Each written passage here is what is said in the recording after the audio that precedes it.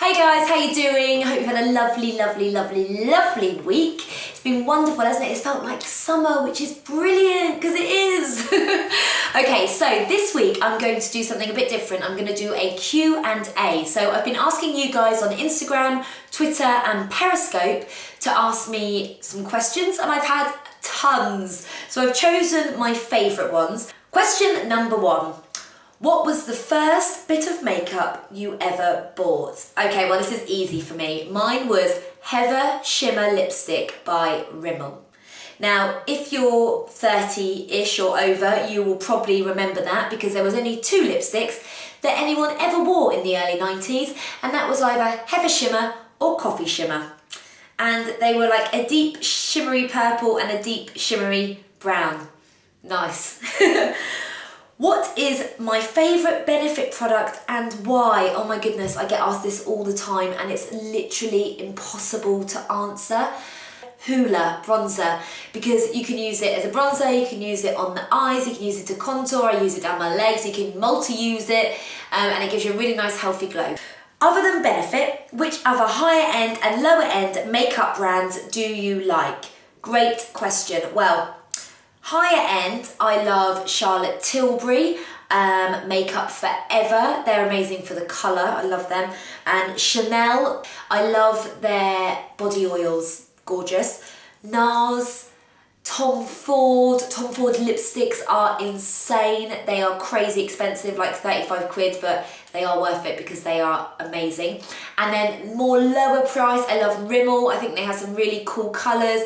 Barry M for the glitter, because I love glitter, and Barry M glitter is amazing and really fine, and there's so many colours, like a rainbow of colours. Topshop, I really love Topshop makeup as well. They have some really cool stuff, very easy to use, self-explanatory and really cool packaging. And God, there's so many. Pretty much love all makeup, so that's a hard one. Oh, Lord & Berry as well, I really like their lipsticks, they're great. How did I become a makeup artist? Well, this is the most asked question, and maybe I'll do like a full video on it because it could take quite a while, but I'll tell you briefly and as quick as I can how I got into the industry. So I've loved makeup ever since I can remember. My mum was a model in the 70s and 80s, so when I was being brought up in the 80s I was surrounded by makeup and blue eyeshadow and pink lipstick, and I always loved playing with makeup. There's loads of pictures of me with lip gloss all over my face and blue eyeshadow, oh I hit myself in the head, blue eyeshadow all over my eyes. And then I've got 4 sisters who are all younger than me, so I'll paint on their faces with whatever I could find, whether it be a lipstick or, you know, a felt tip, usually permanent, not good.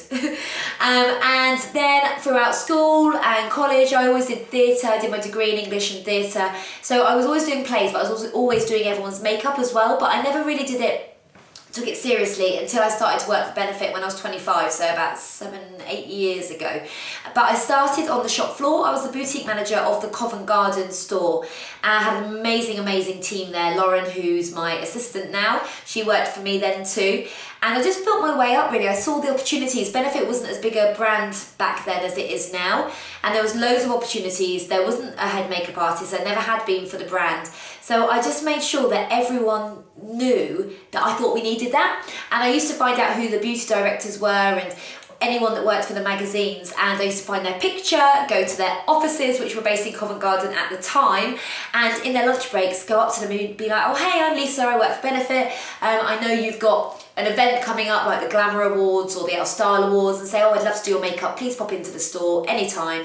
And they did, and I started to get a reputation for this in a good way, not in a stalkerish kind of way I hope, and started to build up a bit of a portfolio. And then I basically said to Gail and Ian, who run the UK Benefit, I think you need me as a head makeup artist, and they believed in me and they gave me that opportunity, and I've just built the job role up. And I think a lot of it is to do with self-belief and confidence, but also mainly blagging my way through life is something that I've always done. I always say to my team, if you don't believe in you, no one will. So yeah, so that's how I got into the industry. Social media is really important as well. I was straight on Twitter and Instagram from the beginning. So if you're going to become a makeup artist, always start up your social media. That's where people find you. That's where people, you find jobs as well. So that's a really good way. What one makeup product would you use for the rest of your life if you could choose? Oh my God, so difficult.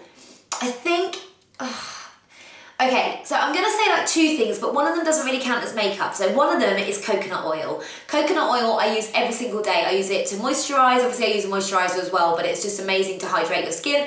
You can use it for glossiness, for your lips. You can use it to do a glossy eye. You can use it as a highlighter. Like, you can use it for anything. Use it in your hair, use it for your nails. You can eat it. So coconut oil would be definitely one of them.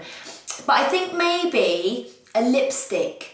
Not sure what colour, maybe a pink lipstick, because then I can use that on my lips and my cheeks as well. So having that pop of colour always leaves you looking fresh and healthy. So yes, a lipstick would be my answer, but I'm really hoping, fingers crossed, that I never ever have to just have one makeup product in my life, because that would be like disastrous. This is a good one. How many jumping jacks can you do with your eyes closed? Okay, I'm gonna try. Right, the room's not quite big enough, but I'll just do it here. Here we go. Eyes are closed, promise it.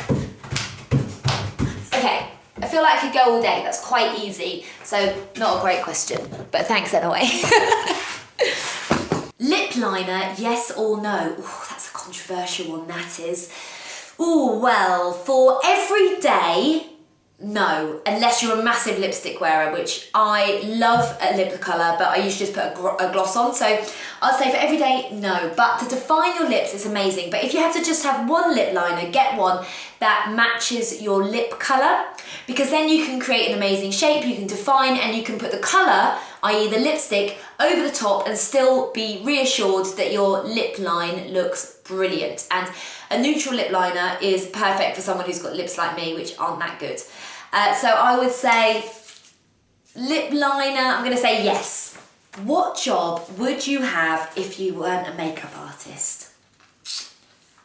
I think I would be a zookeeper, because I love animals so much. So I'd either be a zookeeper or I would be an interior designer, because I love anything to do with home design.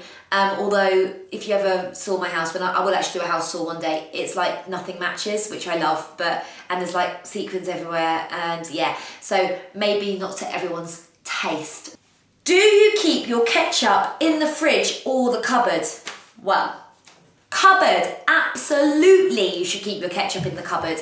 Who wants ice cold ketchup? Not me. So I would always keep my ketchup in the cupboard, not the fridge. Like that question. As a dance teacher, how do I stop my makeup sweating off? That's a question I get asked a lot. How do I make my makeup last for longer?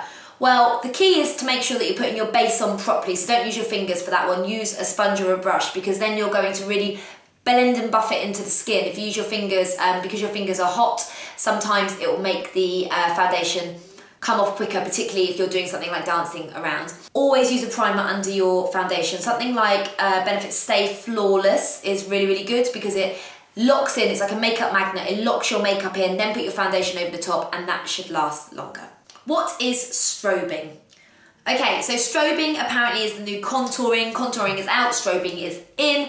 It's basically extreme highlighting, and I'm going to do a video on strobing actually, but it's basically highlighting your face to the max to get this really amazing, glossy, beautiful, dewy skin. What do I think about makeup and video shaming and negative comments? Okay, that's a good question, and I think that negative comments are just plain old mean.